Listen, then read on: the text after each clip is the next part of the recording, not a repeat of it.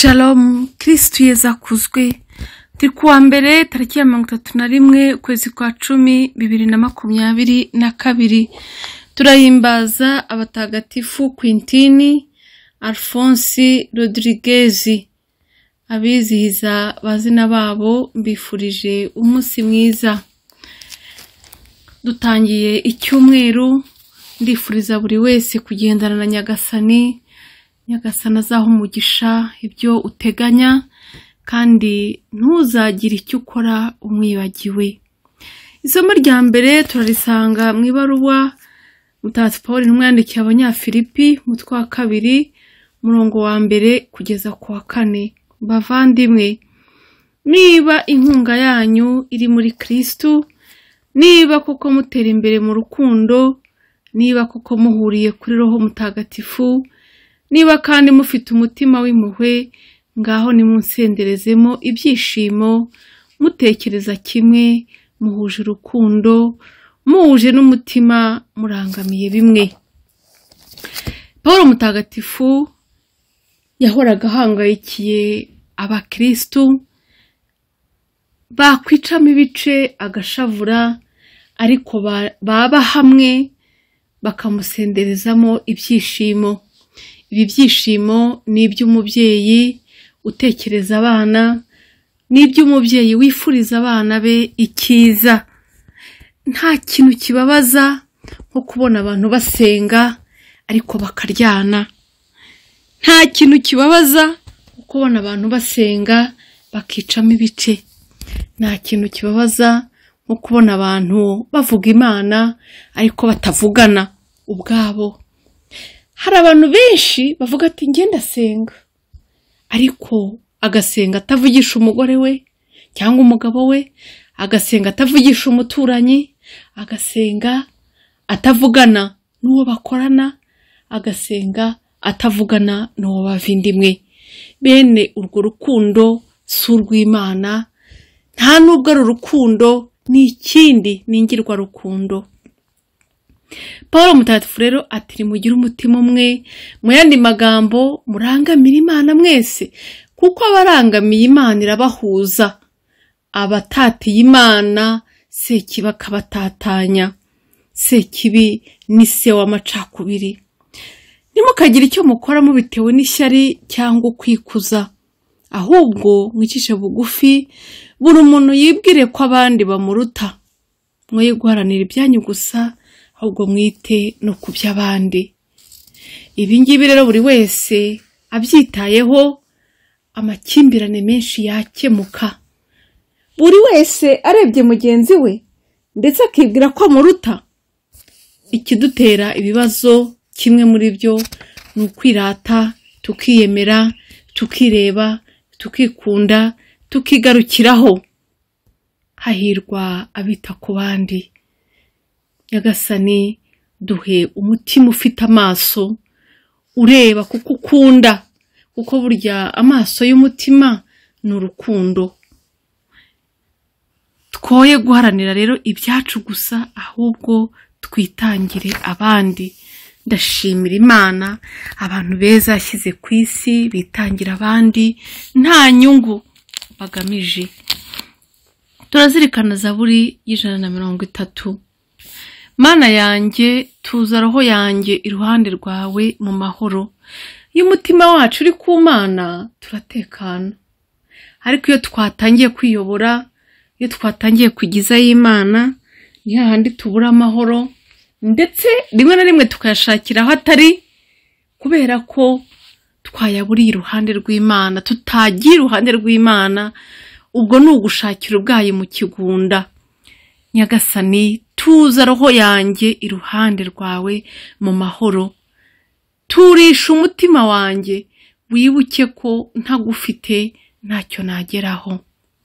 Ivanjiri ntagatifu yo turayisanga kwa Luka umutwe wa 14 umurongo wa 12 kugeza ku 14.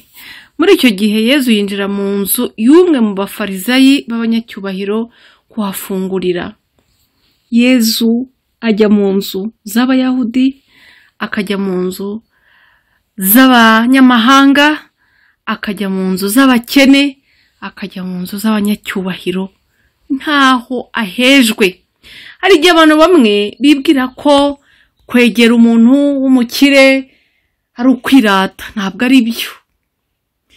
Hari n'abandi baba bafite za complexe zitandukanye, yabona mugenzi we avugana n'umukire akumva n'ubwirasi.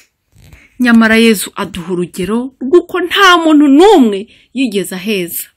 Kandi burya ushobora kubona umuntu akize inyuma afite ibintu, ariko hari icyo akennye, akeneye Imana, akeneye umuhumuriza, kuko kuvuga ibintu ntibivuga gukira ku mutima. Rero tujye dutandukanya ibintu, kuko bene iyo mitekerereze usibye kuba irimo ubujiji, ariko n'imitekerereze ibuza urukundo. Umukene ni umuntu wese ufite icyo agusaba kumufasha. Rero ashobora kuba atagusaba amafaranga, ariko agusaba igihe cyo kumutega amatwi. Ashobora kuba atagusaba imyambaro kuko ayifite, ariko agusaba kumufasha kwiyakira. Ashobora se kuba afite ibyo byose, adafite amahoro, adafite ibyishimo, atiyakira, yarakomeretse n'ibindi. Yezu rero yasangaga buri wese, ubu turamubona mu nzu y'umwe mu bafarizayi b'abanyacyubahiro, kandi agiye gusangira nawe. Bivuga ko Yezu yahaga agaciro gakomeye buri muntu wese, agiye gusangira nawe. Ntushobora gusangira n'umuntu utakwibonamo, niko tuvuga muri iki gihe. Abwira rero uwamutumiye ati, nugira abo utumira ku meza, haba ku manywa cyangwa nimugoroba, ntugatumire inshuti zawe cyangwa abavandimwe nabo mufitanye isano, cyangwa abakize muturanye, kugira ngo nabo batazavaho bagutumira bakakwitura. Ahubwo nugira abo utumira, ujye urarika abakene, ibirema, abacumbagira n'impumyi. Yezu yabonye ko abo nabo bakeneye ibyishimo, kandi hari abagomba kubakunda no kubaha umwanya. Hari ababyeyi bamwe beza barera abana babatoza gukunda abakene. Hari n'abandi batabyitaho ndetse bagasuzugura abandi, kugeza n'igihe abakozi bakora mu rugo basuzugurwa. Ariko burya umuntu wese akwiye, agomba, afite uburenganzira bwo kubahwa. Kandi nawe uyu munsi urakize, ariko ejo ushobora gukena. Nutitoza rero kubaha buri muntu, ejo nawe ugakena, abo wasuzuguye bazagukandagira. Yezu ati, mutumire abatagira icyo babitura, muzaba mukoreye Imana, kandi muziturwa n'Imana. Ahubwo utumira abo bose bakennye, abacumbagurika, impumyi, ubwo nibwo uzawuhirwa, kuko bo badafite ibyo bakwitura, maze ibyo uzabyiturwe ku munsi w'izuka ry'intungane. Bijya bintangaza ukuntu abakene bashimira, ukuntu abakene bakora ibintu byiza. Burya gutanga koko ntabwo ari ugukira n'umutima. Hari abantu bakize bumva batagira icyo barekura, ariko hari n'abakennye bumva barekura byose. Buriya rero gutanga ni ugukunda, kandi ukunze umukene aba akunze Imana. Bavandimwe, ibyo Imana yaduhaye ntacyo twayiguriye.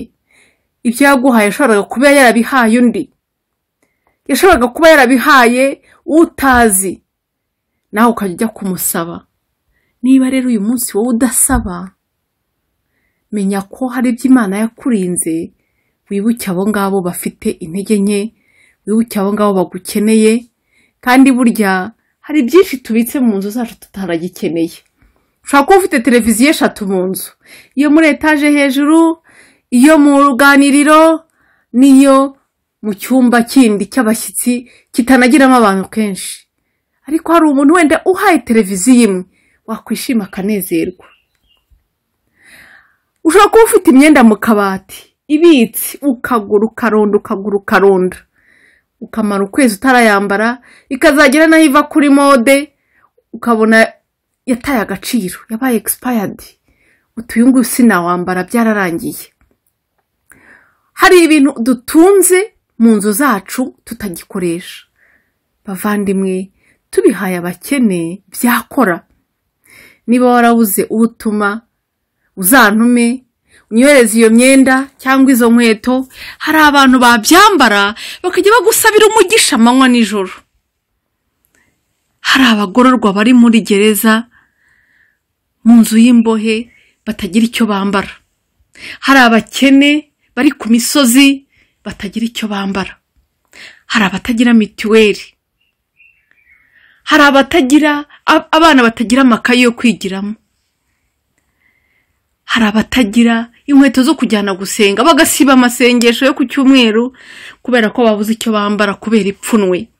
Ariko wowe itakigezweho ukabijugunya cyangwa bigatora uruhumbu. Ugasanga umuntu afite amavarize 5 kandi atayakeneye, afite ibikapu atabikeneye, afite intebe mu nzu zinyagirwa rimwe na rimwe cyangwa akazijugunya hanze atagikeneye.